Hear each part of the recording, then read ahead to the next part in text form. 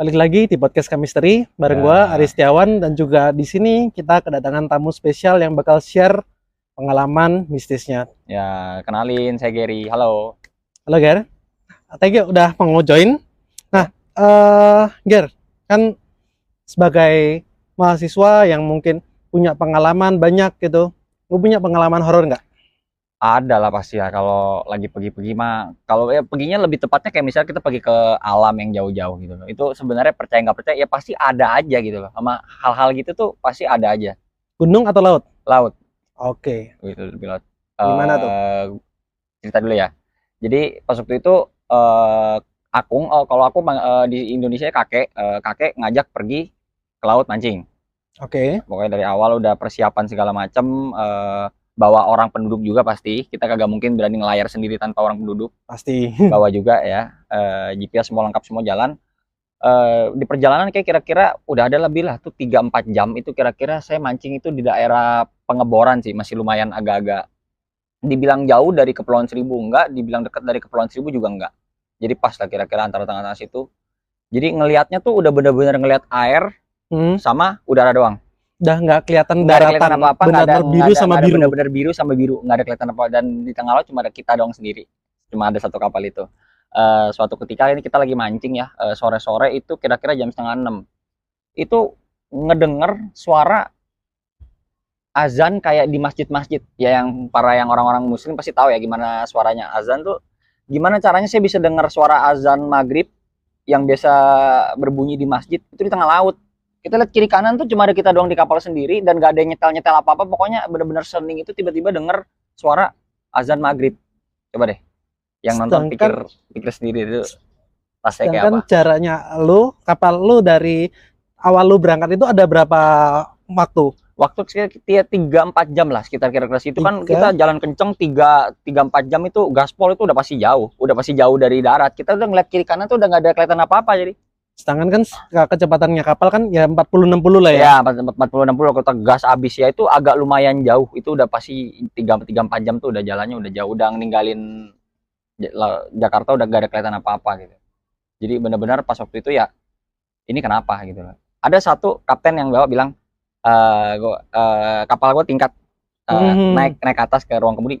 Cap, lo ada dengar suara itu nggak? Iya dengar, udah diemin aja, nggak usah diinin. Nah, kaptennya ya pasti lebih berpengalaman dan dia tahu urusan kayak gitu-gituan, jadi ya udah didiemin aja gitu loh. Tapi kebetulan temannya aku yang ikut baru sekali 2 kali ikut, jadi dia merasa nggak nyaman gitu. Jadi bilang, ya udah deh kita balik aja deh, kita angkat jangkar hidup mesin kita pulang gitu. Jadi akhirnya ya kagak jadi gara-gara denger itu. Mungkin ya gimana ya, di tengah laut nggak ada apa-apa, tiba-tiba 5:30 dengar suara azan maghrib, siapa yang kagak takut sih ya kan. Lagi di tengah lah ya kan, kalau ada apa-apa kan kalang kabut juga, mau kabur kemana. Lagi cuma ada air yang dalam begitu. Dan konon katanya nih, nggak tahu kan ya, Ya. orang kan bilang kalau waktu maghrib itu kan waktunya pergantian kan ya. Iya kalau itu benar waktu pergantian. Tiba, lu percaya atau enggak? Kalau dari situ gue percaya. Jadi gini deh, kalau kita di laut tuh nggak ada yang namanya sok jagoan, gue paling berani, gue nggak percaya gitu-gituan. Di laut tuh sebenarnya ada gitu loh. Percaya nggak percaya ada, tinggal kita kalau datang kita permisi dulu, kita ngomongnya dalam arti ya maaf ya kita kesini kagak ganggu. Kayak misalnya kita neduh lagi badai, kita lihat nih di radar kita merah semua, ini nih lu jangan maksa jalan. Kalau maksa jalan ya badainya nggak tahu kayak apa, jadi kita pasti ngungsi ke pulau. Kadang pulau-pulau yang entah berantah yang nggak tahu apa, yang nggak ada penghuninya, kita datang, permisi kita di sini mau menyelamatkan diri dari badai, kita mau numpang sebentar, lingkup lah masuk ke dalam gitu. Ya udah gitu. Jadi jangan sembrono lah, mentang-mentang nggak ada yang ini, sampah buang sembarangan, ngomong kasar, ngomong jorok, itu udah calon-calon siap-siap aja, jangan sok jagoan lah gitu loh kalau di alam. Itu kejadian ketika lu umur?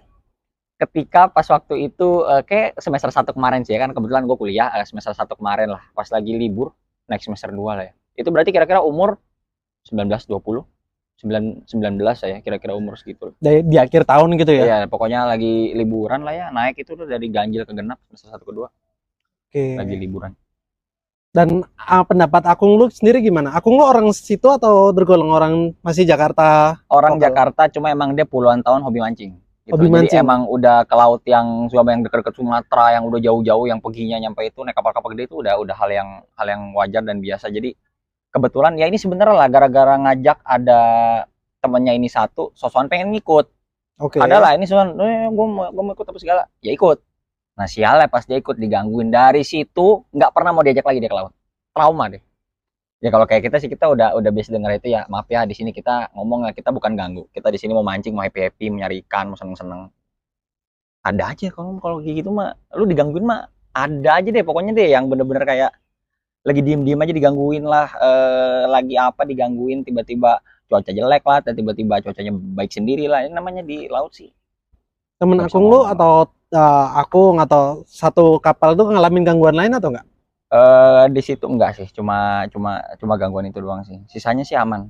Aman ya? Ya aman aman, nggak ada apa-apa Perjalanan lagi sih. balik pun juga aman. Perjalanan balik pun juga aman, kebetulan cuacanya bagus ya kita langsung tancap gas buru-buru balik soalnya yang sebelah ini udah kagak nyaman, udah pucat mukanya. Udah denger kayak gitu udah deh pulang deh, udah taruh di kamar tidur, udah kita hidup mesin tarik jangkar jalan.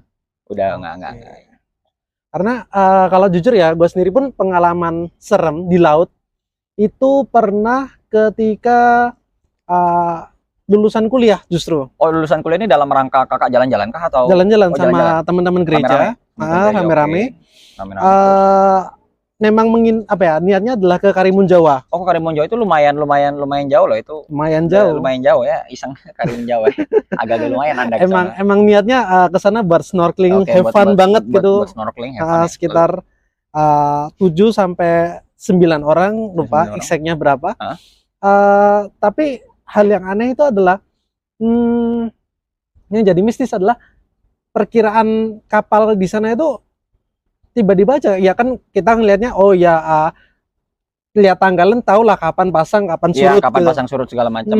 Pasang surutnya udah tahu tuh. Iya. Tapi ketika kita udah sampai di sana, Ya. tiba-tiba sehari kemudian atau malamnya itu tuh langsung pasang dan kapal benar-benar nggak bisa beroperasi sampai 5 hari. Enggak, oke. Sekarang kita yang suka ke ring laut kayak aku tahu bahwa pasang di laut itu kadang memang tidak bisa diprediksi. Tapi separah apa pasangnya sampai kapal tuh kagak bisa jalan? Justru malah kalau pasang bagus dong. Kapal semakin dalam kan semakin aman. Nah, itu dia.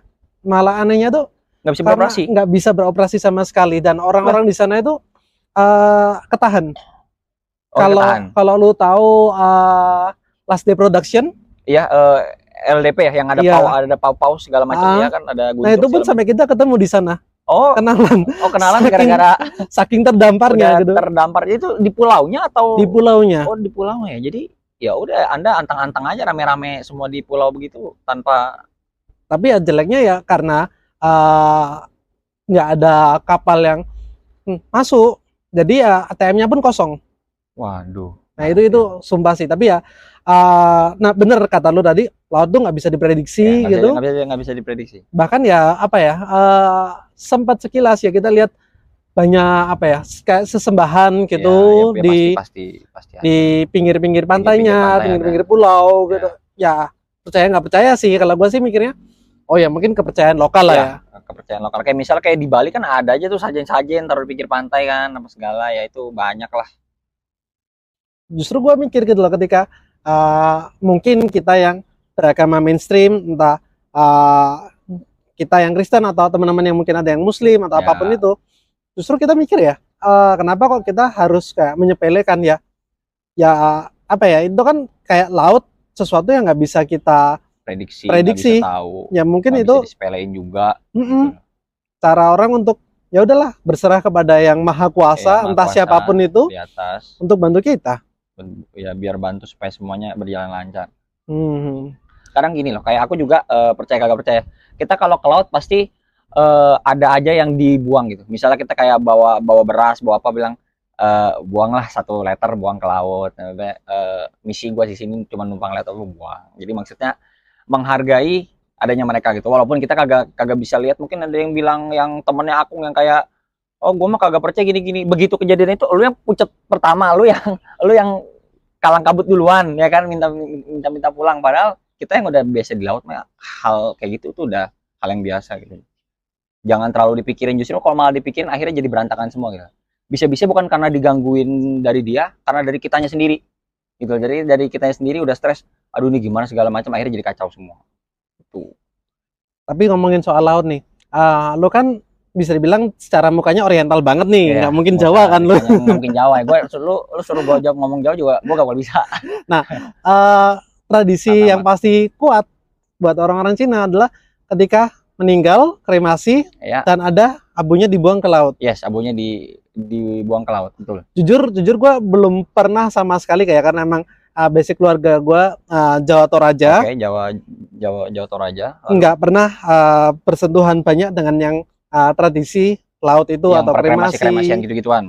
Cuma Oke. pernahnya lihat, oh ya orang bukan orang sih, lebih tepatnya jenazah dimasukin krematorium, Ya, udah dibakar jadi dulu, udah dibakar, jadi terus masukin guci, nah, terus sisanya keluarganya ngelarung, nebar di ya, laut, ngelarung gitu. ngelarung. Lo pernah ngerasain atau enggak? Ikut kebetulan karena pas waktu itu adiknya kakek aku sendiri, adiknya kungfu aku. Jadi kungfu aku cerita dikit ya, bersebelas saudara, gila ya kita orang-orang Cina tuh saudaranya sangat amat bertumpuk ya. Nggak beda sama Jadi Jawa kok. pokoknya kalau Sinca itu yang kagak kenal dikenal-kenalin biar kita dapat angpau ya guys ya.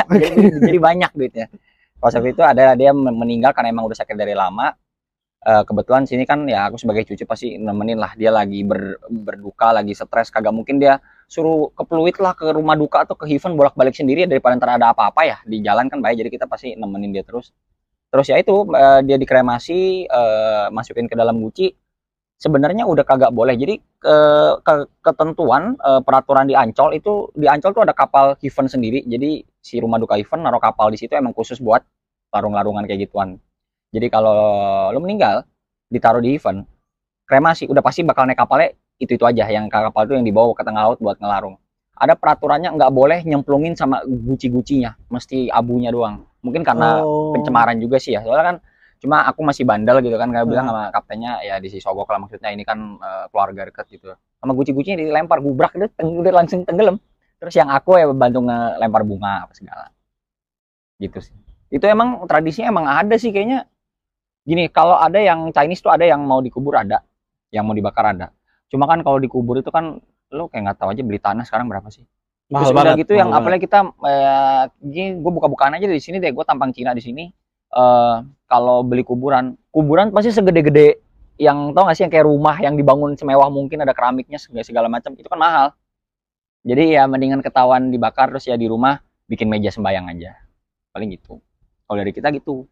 Dan itu pun juga ya menandakan laut pun juga bisa menjadi apa ya, rumah buat mereka Iya yang betul, meninggal. secara tidak langsung itu jadi rumah gitu. Makanya kadang kalau lagi kangen ya aku sama adeknya pergi ngelewatin tempat buangnya ya, sekedar say hi atau berhenti sebentar gitu, doa atau apa, ngedoain terus lanjut jalan lagi.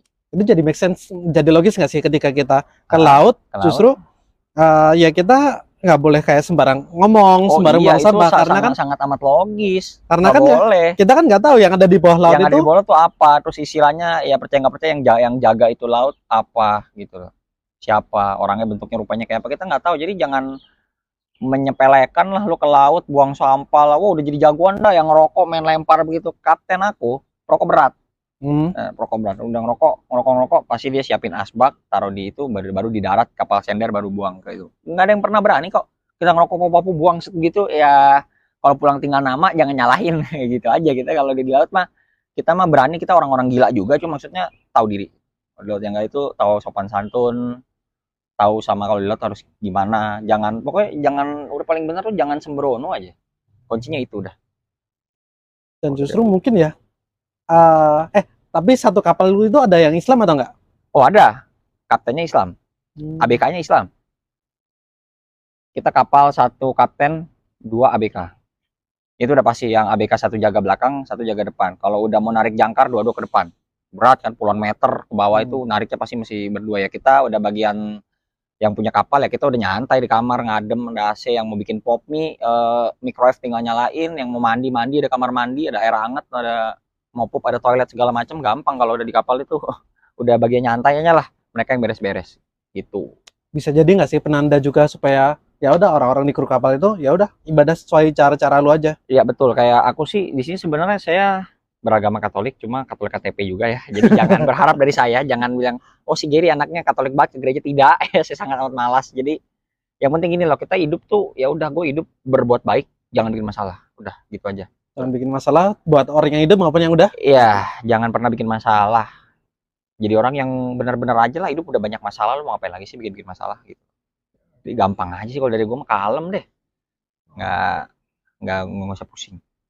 Ya, mungkin ini sebuah kisah sih yang bisa kita pelajari ya, Sandras ya. Iya betul. Ketika lo pergi kemanapun termasuk ke laut, ya buat para pencinta laut gitu, Yap. ya tetap Dalam jaga sopan santun lah ya. jaga intinya jaga sopan santun.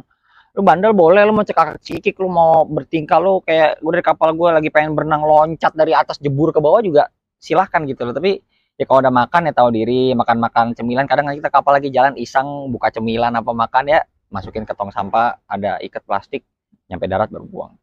Jangan membersih kapal pura-pura ngeliat lempar, lu ngeliat lempar ya. Kalau pulang udah tinggal nama ya kayak gue bilang tadi jangan nanya kenapa. Karena dari kita sendiri yang bertingkah. Oke, Gitu. thank you Ger buat Ya, sharingnya. Thank you juga Kak Ari, saya sudah diajak ke sini. Oke, sampai jumpa di podcast selanjutnya. Bye guys. Thank you.